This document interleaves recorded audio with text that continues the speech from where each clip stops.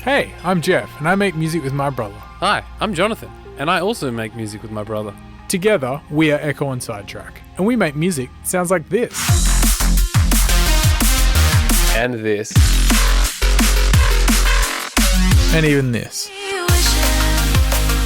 This podcast is about music, creativity, and everything in between. Welcome to A Band Apart with Ekko and Sidetrack. As always, this podcast is brought to you by Short Order Burger Co. Use the code word RUOK at checkout when you're in store for 10% off your entire order. That again is the code word RUOK for 10% off in store at either the Hay Street or Fremantle store. Enjoy the delicious burger. Yo. Hello, friends. Welcome to another episode of A Band Apart with Ekko and Sidetrack. I wonder if I could do that with more zing and energy, or if that's the kind of podcast that we've got here. Imagine being the person that did the podcast that is like, hello, everybody, and like comes with that energy. What do you think, Jonathan? Do you think more energetic, more less energetic? What are we doing? I think we can hit everything with a lot of energy today, especially as it's a Thursday. It's a bit of a windy, blustery day in Sorrento. Sorry, Perth today. I think with that kind of energy is fantastic energy and really brings the listener up with us. Speaking of which, in the next 3 minutes, we've got Cheryl with the traffic report. Jonathan, hit us with the weather.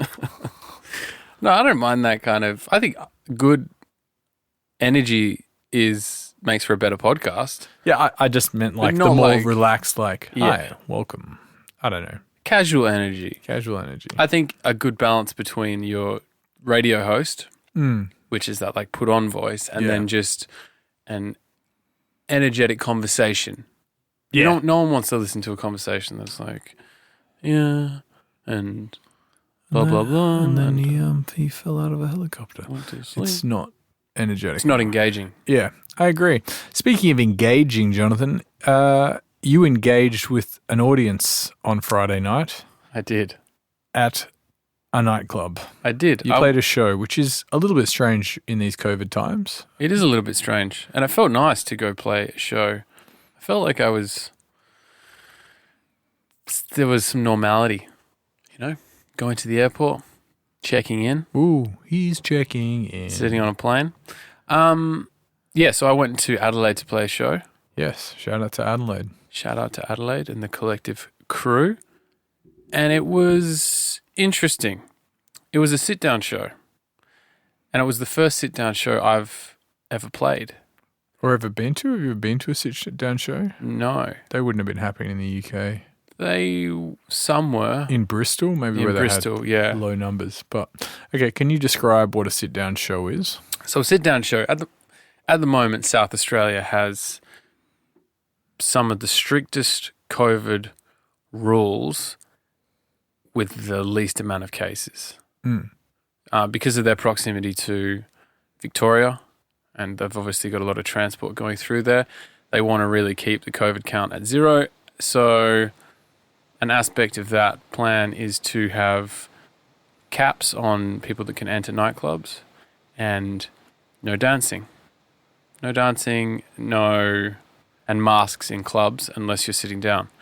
So people are putting on shows, but they're sit-down shows, which means there's some high tables that can sit 6 or 8 people, and they put them on the dance floor and people sit at them and chat and drink while club level drum and bass is being blasted directly at them. And when I first got there, it was a bit strange because there were people having conversations and like grooving. People were grooving, people were loving. The guy before me smashed it. And people were grooving, but like it's very strange to see. It's kind of comical just to see super loud music and people sitting down there trying to have conversations. So I got there, wore a mask. Yep. Went in the booth, took the mask off, started having some drinks, started chatting to people. Did you sit down in the booth? When I played? Well, when you got there. When I got there, I sat down in the booth, but I didn't have to sit. I Okay. could stand in the booth. And I was chatting to someone, I can't remember who it was. Maybe it was Ollie or Otis, the promoters, about how when everyone's sitting down, there is a feeling in you that you don't want to necessarily play heavy. You kind of want to, I'm just going to play some lighter tunes. Like maybe I could do like a Liquid set. Yeah.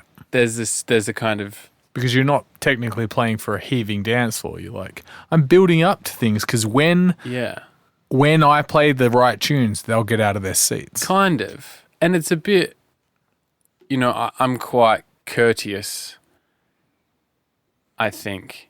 And it's just a strange idea to me to play super loud, heavy music to a lot of people sitting down. It's just such a strange juxtaposed situation. Yeah, it also feels like, when we were younger DJs playing to an earlier crowd, like the club opens at 9 and you're playing at 10, Playing like Andy C. and you're like smashing it, and there's like people in the corner just looking over, like, this guy thinks he's playing at 1 in the morning, and you're like, we were discussing that, and I even you and I think discussed it on Friday or Thursday leading up, and I wasn't going to do that.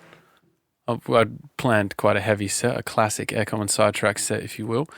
But once you're in the position, there was some feelings in me that were like, maybe you could just start a bit lighter. And I was like, nah, fuck that. So the guy before me finished up. There were a few people in the booth. mm-hmm. I got on the mic, thanked them, said, I'm Ekko and Sidetrack. Let's party. And started playing. And it was great. It didn't even feel like they were sitting down. At some points, they weren't sitting down. Whoa. Some of them might have stood. A couple of guys came right up to the booth edge and were like heaving and like shaking things and like going crazy. There were people in the booth. There was like 5 or 6 people kind of dancing. And So you got the energy exchange, which is... there was the energy exchange was there, which is the thing that I was most worried about. Yeah. And it was a vibe. Awesome. It was fantastic. It was like playing a regular show. And as soon as you start playing and you see people respond, singing songs and reacting to songs, like there were rewinds. Tarantula got rewound. Nice. I think Higher by K9 got rewound. Yeah. It was fun. It was just really fun. So my first sit-down show experience was amazing. Cool. And how did you feel doing the little like in and out of Adelaide? I didn't attend because I had a Bucks party. But did it feel good just popping out for 18 hours? It did. It did feel good to pop out for 18 hours. Be hungover on a plane again? That's exciting. I wasn't too hungover. I fucking hate that feeling. Because I'd done quite well to go home early. And when I say early, I mean like 4:30 rather than 7. Last time I was in Adelaide, I really drove the boat into the rocks and actually had to go straight to Brisbane to play a show again that night. I remember you telling me that story, and that was a real... You're a soldier, Jonathan. That was a real soldier weekend.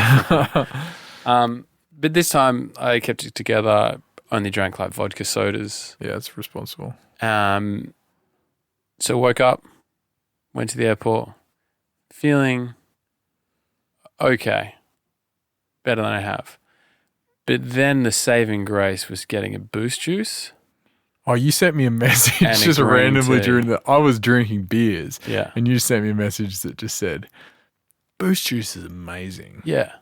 I needed more food, so I bought like a ham and cheese croissant, which was $10 for like a 3-day-old croissant. That was disappointing.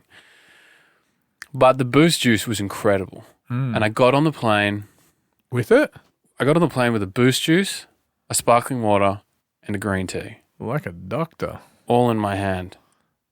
Whoa. And like I was sitting next to a woman and I was like putting all my liquids around me just so I was prepared. Yeah, comfortable as well. Yeah, and it was great. It was great. I wish I bought a bigger Boost juice. If I had a regret from the weekend, it's I wish I bought a bigger chips. You talking about getting food on the plane reminds me, and I actually think of this every time I fly into Sydney.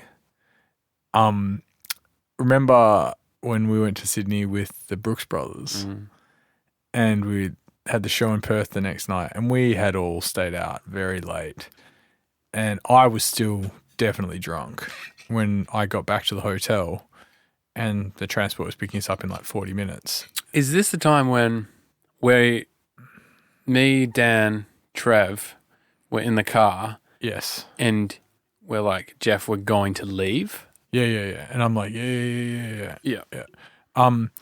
So, I mean, there's a longer part to the story where I end up spewing right at the end of the whole trip. Yeah. But that's by and by. What I'm talking about, what I think about every time I go to Sydney Airport is that I bought Dan Brookes a burrito. And I was like, I was eating mine. I was like, man, I need food. Like, whoa, I'm still drunk. Like, this is bad. And then he kept his. And I was like, what are you doing? He's like, saving it for the plane. And I was like, okay, that's pretty funny. We don't fly for another like at least 40 minutes. We don't board for another 40, take off for another hour or something. And I kind of forgot about it, as did you. And we're sitting next to each other on a pretty empty flight. Like Dan had a whole row to himself. I think Trev had a whole section to himself. Me and you had 4 seats in the middle. Mm-hmm. So when I did eventually lie down, I had 3 seats to myself. And then as the plane literally taxis around and the engines hit their full thrust and it's going to take off. It's like building speed. We both look over our shoulders and we see Dan Brookes put down his tray table during takeoff and just start unwrapping his fucking hour-old burrito. And he just with a nod and a grin just looks over and we just start laughing like, what are you doing? And he's like, man, burritos are meant for the sky. I was like, he had a great Brooksism, and he'd saved his burrito for the exciting takeoff. Yeah. And every time I go past that little food court area in Sydney Airport, I think of, could I buy a burrito for the takeoff? This was the same trip where, again, hungover in an airport, we go and get McDonald's. Oh, that was New Zealand. Yeah, okay, the first leg of the tour. So we're in New Zealand and we all get McDonald's. We're hungover, again with Trey, Brookes Brothers, Jeff and I. And again, Dan must have some affinity to eating on a plane because he doesn't follow the rules. He doesn't follow the rules. He saves his McDonald's and we kind of all eat ours. And we go through security and Dan puts his McDonald's through the X-ray machine, which we think is really funny. Yeah. And we're all laughing. I think he's got 2 bags. He's got multiple bags. He's got multiple bags of McDonald's. And no carry-on. I know, he was just doing checked luggage, wasn't he? Yeah. So his only thing he's got is McDonald's. His passport that he accused me. He's like, Jeff, do you know where my passport is? Right. And I'm like, dude, I've no idea. He's like, man, have you got it? You picked it up. You must have picked it up. And it was just sitting on the counter at the other juice spot. That's crazy, man. Sorry, I interrupted. So we're in the waiting area before we board the flight, and he eats some of it. Maybe he just has a hash brown and throws the rubbish in a bag, in one of the bags. So he's got food in one and rubbish in another. And then we get called and we get up, Dan grabs a bag, throws one bag in the rubbish, keeps the other bag. We get on the flight. After takeoff, or maybe during takeoff, Dan's sitting there excited to eat the rest of his McDonald's. He's sitting next to us at this stage. I think he is sitting next to us. And he looks in the bag, and it's the bag of rubbish, and he's thrown out the bag of food. And it's just like sauce and shit and like wrappers. Maybe even some of our wrappers or something. Oh, he was fucking mad. And we just laughed. That was a really fun tour. Man, we've laughed so much. We need to actually get in touch with the Brookes Brothers. Man, Send them a message. Yeah, we do need to get in touch with the Brookes Brothers. They are beautiful, beautiful souls. Fuck. Who have done... We've had some solid laughs with those guys. Like, becoming friends with them is definitely one of my kind of like drum and bass dreams. Yep. Coming true. Absolutely. Like, oh man, I buy your records and I'm now friends with you. Well, because remember, it started in 2007. Dan came to play at the Rise, which was an old club in Perth. He played with Danny Bird. And he played both nights. He played 2 shows. It was Friday and Saturday. They added another show. I went to both shows, and at the second time, I went up and spoke to Dan, and I was like, "I love your music." I think we both smoked, so I had heaps of cigarettes with him, made him laugh, and he wrote down his AIM. And AIM was like a MSN Messenger chat thing that producers used to send tunes to each other on. He wrote that down. And he was like, hit me up on AIM. And we added him. I don't know if we ever sent him anything. And then a year later, Jeff and I go to Europe for the first time, just on a family holiday. We have a little journey and then end up getting back to London, and we want to go see some drum and bass. I think we go to Fabric one night and We go to a few different clubs. But one of the clubs we go to, I think it's on a Wednesday, is Cable. And our Cable's closed now. It closed a couple of years ago. Yeah. But it was in a railway tunnel. Yeah, it was a railway tunnel. People from the UK would know about it. It was a great club. And Groove Rider and the Brookes Brothers were playing. Groove Rider and the Brookes Brothers were playing. And I think it was it Swerve? Was that the night? Yeah, the night was Swerve. Yeah. So we go, and both the Brookes Brothers are there. And I haven't spoken to Dan. I don't think you had met either of them. No. And then we go outside and have a cigarette. And they're also having a cigarette, or maybe they're smoking. We chatted to them at the bar because it was like... No, I think we did that after. Okay. Because we're outside, and I go up to Dan and I go, hey, man, do you remember me from Perth? My name's Jono. I know Shock One. You gave me your AIM. We said we know Carl and stuff. Yeah. And he was like, Jono, man, oh my God, like, what are you doing here? Like, and then I introduced you as like, this is my brother. And he's like, man, like, this is my brother, Phil. You've got to come over and meet this guy. He's from Perth, man. And like, we end up drinking with them. Those fucking desperados. And having a great time. And then basically we become friends with the Brookes Brothers. It just blossomed into a friendship to the point where we've like stayed at their house. Yeah. I mean, I stayed at one of their houses in lockdown. Yeah. They saved my life in lockdown. What beautiful, beautiful brothers. What a brother would do for another brother. And they've got 3 brothers as well. They do. And I think that's part of the reason why we all got along so well, because there's 3 of them. One of them doesn't produce drum and bass, but just like our other brother. Yeah. But there's 3 of them, there's 3 of us, and the dynamic between... The dynamic between Dan and Phil is definitely different between you and I, though. Yeah. They're a little bit more... But fuck, they're funny. Crazy. They are some of the funniest people I've had the pleasure of hanging out with, and we've definitely laughed with them. We laugh with them like we laugh with each other. Yeah. As in you can just get on this like thing and you just can't stop laughing, and you can just keep adding like tags to the same joke or... Yeah, I mean, we don't have to keep talking about just moments we've laughed at them, but I think some people are interchangeable like that. Like, especially siblings. Yeah. When you know... Yes. You kind of know where you sit to some degree. Yeah. Hearing someone has a brother means, or a sister, means that they know how to do the dance with that sibling. And I think it's really nice. Like, that's one of the things I really love about my girlfriend. So she has a sister and they have such a humorous relationship. Yeah. Oh, sorry, I shouldn't say humorous relationship. A relationship a beautiful relationship with humor as a major part of it.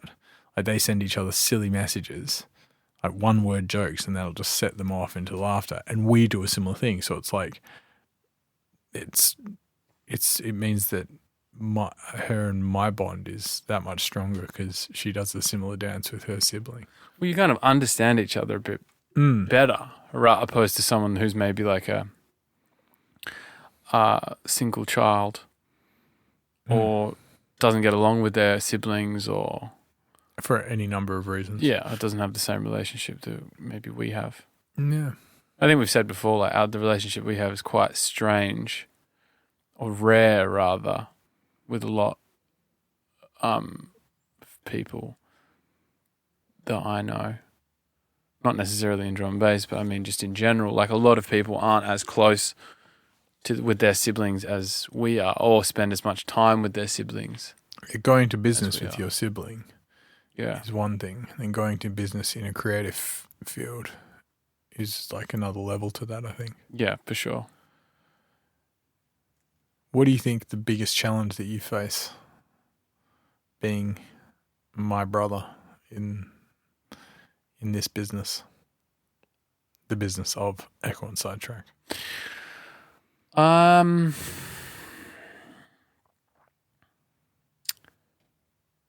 Being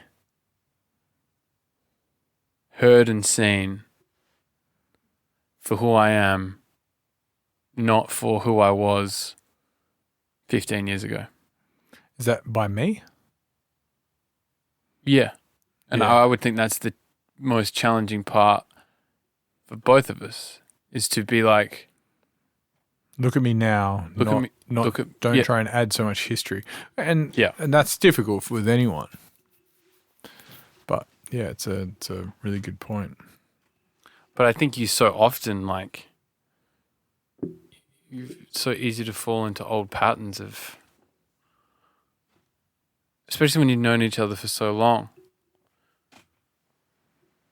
I was talking to, it's hard to not fall into those patterns because you've spent more time to some degree having that kind of, not a negative dynamic, but like having that more childish or teenage dynamic. And especially if someone's, we're all evolving, hopefully. And if you're making some big changes, it's hard to kind of be like, no, this is kind of who I am now. This is what I'm doing. I'm working on this. Yeah. The other person, they're like, yeah, but you did this other thing for so long. Why should I expect you to be different? Yeah. Yeah, it's like there's a lot of trust involved in that. I think it's trust and also enjoying the fact that someone's trying to do something, not the end result of it. Yeah.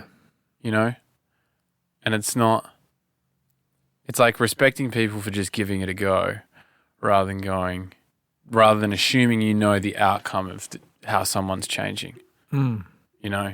Say if, just an example, if someone's trying to quit smoking and they go, I'm trying to quit smoking, and maybe they haven't done in the past. It's not good to be like, well, you haven't quit before and you've failed 3 times, so good luck. That's not going to help the person quit. Mm-hmm. Saying, oh, it's really good, man. I support you. That's going to help you change. Yeah. I think the same goes with any relationship. Relationships evolving is really important. Yeah. I think sometimes they do get stuck in dynamics. And this goes for romantic relationships as well, or even just friendships. Some friendships I've recognized coming back here from London, that I've got some friendships that revolve 100% around like a joke. Or just even just nostalgia as well. Nostalgia and laughing at this certain criteria of things. Yeah. Like that's what our friendship is based on. Whether or not that's a good thing. Or just knowing what it is a good thing because, So, yeah. maybe you don't invite that person to your wedding. Yeah. Yeah. And because I've evolved and your metric for measuring friendships suddenly becomes much more complicated the older you get, and much more like,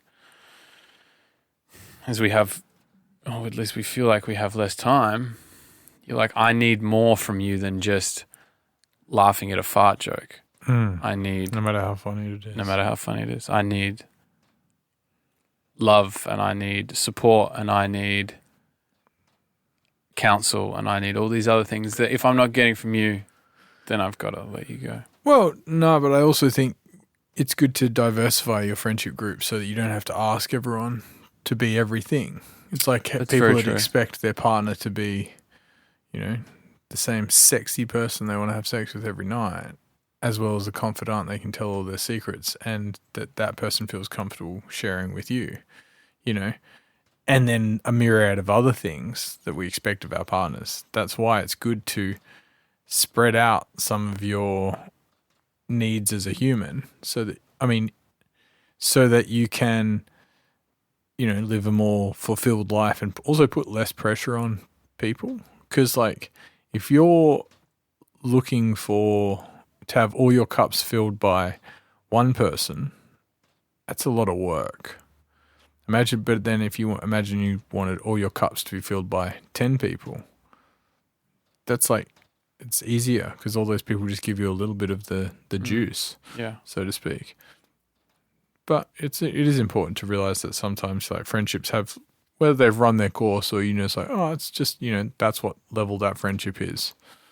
That's I guess fine. that's why community is so important, especially as you get older.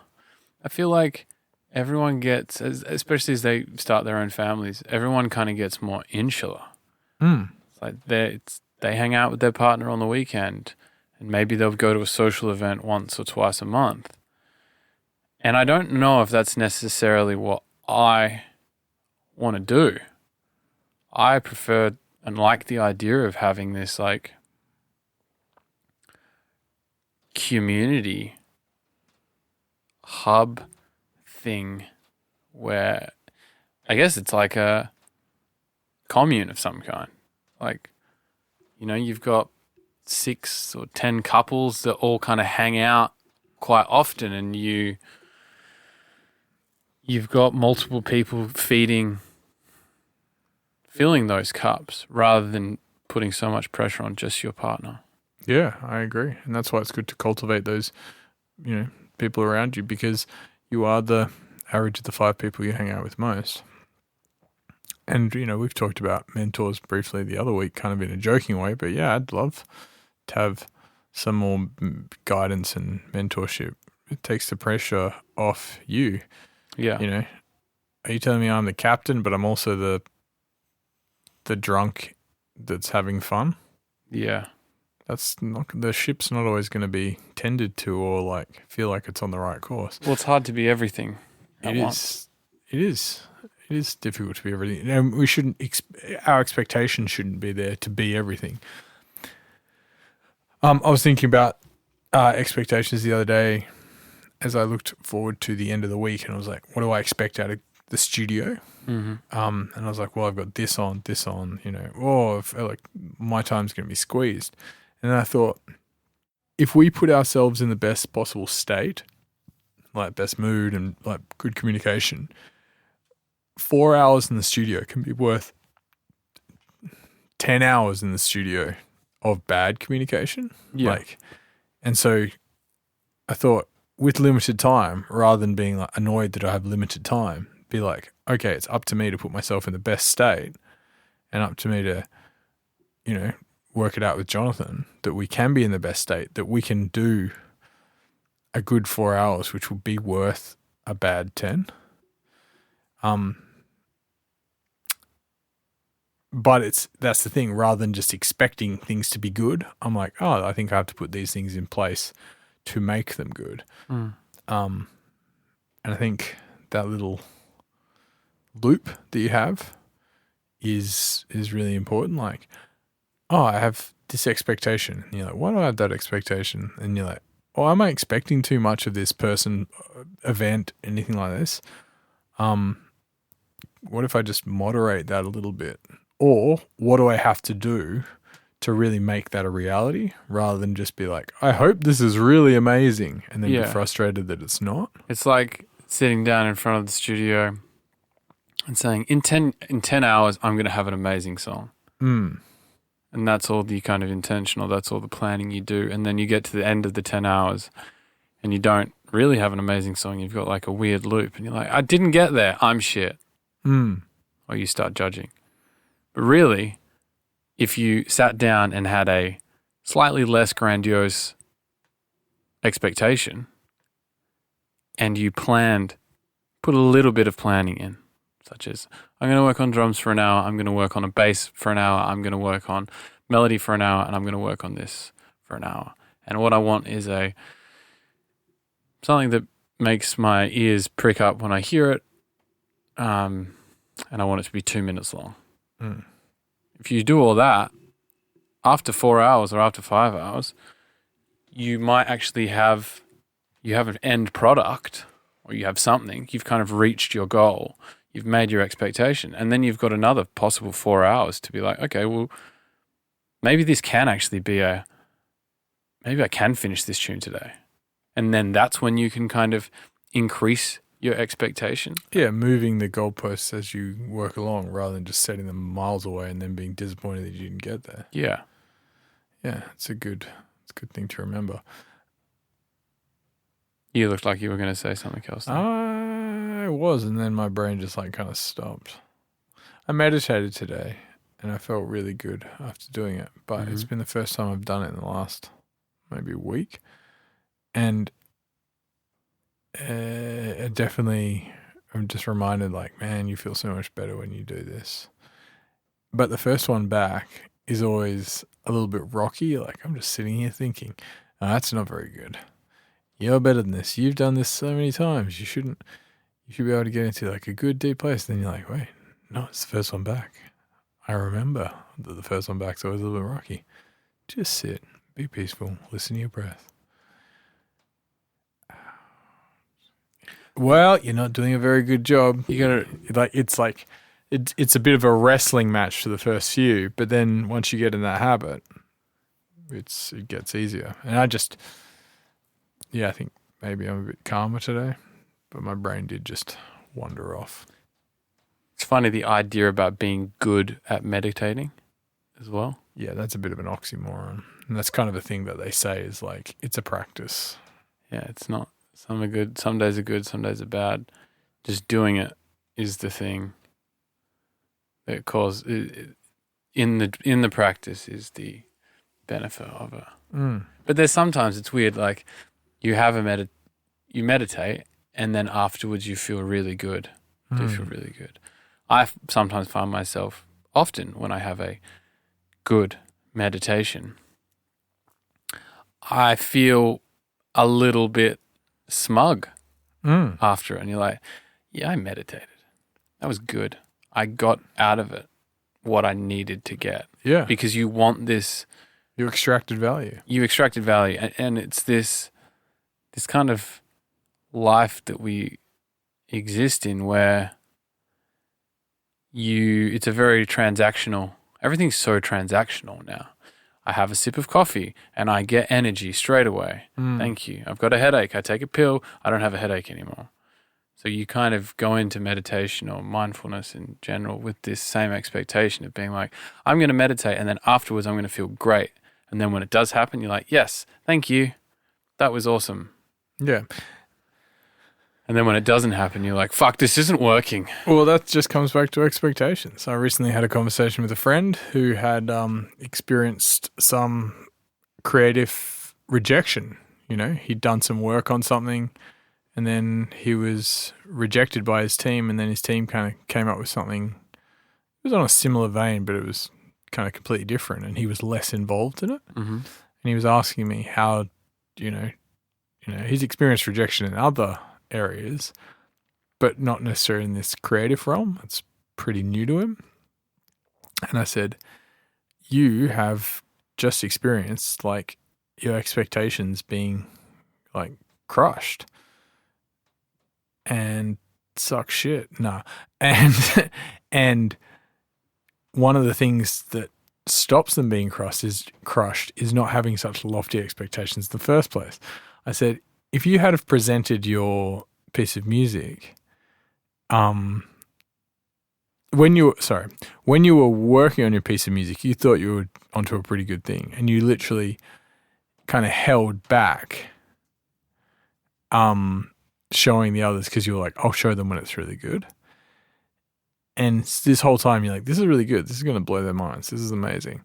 And then when you shared it and you got the lukewarm response you got, you fell a long way because you were like, this is amazing. Mm-hmm.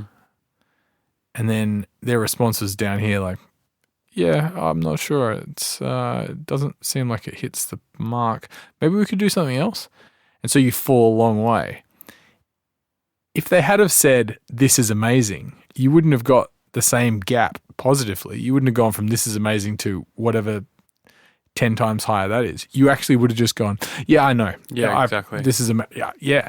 So it's a similar thing with meditation in that like when it does the thing, which is spectacular, sitting quietly for 10 minutes has such a profound effect. You go, yeah, I did the thing. And then when it, seemingly doesn't work, you're like, this is bullshit. I think it's broken. My brain's broken. I'm not good at this anymore. It's like, what if you just moderate your expectation right down to like the fact that I'm sitting for 10 minutes is pretty amazing. Yeah. Because I came back to him and I said, the fact that you could creatively do these things that have not been part of your tool belt in the past is spectacular. Look at all the little wins you had along the way. Who cares if the output wasn't to everyone's taste? That's fine. You're not at the point where you have to worry about the audience so much. Just, and I said the final outcome of your group work was something that was influenced by your original idea. It just wasn't your original idea. So you also had an attack of ego because he told me he got quite angry with his other team, with his other group members. And I was like, yeah, absolutely. I know how that feels. I present an idea to John and be like, check this fire. All you need to do is press space bar and we got a next hit. And you like hit space bar and you're like, yeah, it's cool. Yeah. Or, nah, I don't really like that. And I think over the years we've getting better at not taking that personally because it's not. Your brain wants to turn, I'm not really into that, into, do you know if you were shit at music and you should not have spent any of your life doing this? Well, that's because that's what your brain is telling yourself. That's protection as well. Because it's never someone else's words unless you showed me something and I said to you straight up, I was like, you're shit at music and you don't deserve to be where you are. Your music is bad and you should feel bad. Yeah. But very rarely does anyone actually say that. Mostly it's like, I'm just not really into that. But what you hear in your own head is your harshest critic. That's why it's so important to soften the voice you have in your head. Otherwise, you'll see any criticism or feedback from anyone as a personal attack. And because the voice in your head is literally distorted, as in like, it's gnarlier, it's grittier, it's distorted and it's like also a sound, but it's distorted and it's wrong. So rarely do we actually listen to what people are saying. What we go is, you say to me, or I say to you, I'm not really into this. And then the voice interprets that as, he thinks you're stupid. He thinks you can't do the job. And then what you're reacting to, you're not reacting to what I'm saying. You're reacting to what you're thinking and what you're feeling. If we all reacted to like the direct input, then it wouldn't be so, we definitely wouldn't argue as much or have so much venom in our lives. Sometimes recently I've asked you to further clarify what you mean because I think our music vocabulary is not as strong as it should be. Yeah. And you've come along and gone, I don't like it. And I'm like, okay, so I don't take this personally and want to throw out the whole song. What do you mean you don't like it? And then when I ask you that question, you can get, I can be a bit more specific. And then you go like, and we drill down on it, and all of a sudden we change a few drums, and then you go, yeah, this is cool. And I'm like, oh, so I don't like it. It's turned from let's make some modifications and push certain areas, and it becomes this is cool. It's not I don't like it. Throw the whole thing out. And very I think rarely that's really good that we're developing that practice. Yeah. Because previously it has been like, I don't like it and you can't articulate what it is you don't like. Yeah. Well, I think sometimes we never got the opportunity to get to why we didn't like it, because instead of, and this goes for both of us, it's not just you, instead of when I say, I don't like it, and you go, can you explain a bit more? Sometimes it would just be, well, fuck you. And there'd be a reaction instantly to the voice either of us heard in our heads. Yeah. Because you would feel personally attacked, or you would feel like they're attacking who you are as a person. It's also like when you work on a song or anything creative, you have so much attachment to it because you're like, oh, I'm writing this song for whatever reason, but I've spent all this time and I've invested, and like I hear this and like it's part of me. It's an extension of my soul and all this stuff. You put so much ego into it. For someone to come up and go, I don't really like that. It is like someone's just saying, I don't like you. Mm. And that's why it's really, really important to separate yourself from your art. Like, we are not our art. Yeah. We can write art as if we are our art, and you can lean into that lofty kind of... And we're attached to it. You can be attached to it, but then once you've kind of finished the creative part, for instance, once you've done the creativity, once you've done the painting, you step back from the painting and look at it. And you have to look at it objectively. And that step away is kind of pulling your heart attachment to the piece or to the song or whatever it is apart too. To be like, it's not mine anymore. I was allowed to do that thing, and now someone can come up and criticize it as much as they want, but it's not me. Or attach themselves to that heart attachment themselves. And it becomes kind of theirs. Yeah, because do we feel the positive when someone goes, that's my favorite song, to the same amplification that we felt the negative when someone goes, that's not really my song? No. Yeah, it's a weird scale, isn't it? We never feel positive as much as negative, though, I think. And I don't know why. I feel like negative might have more dire consequences to us evolutionarily.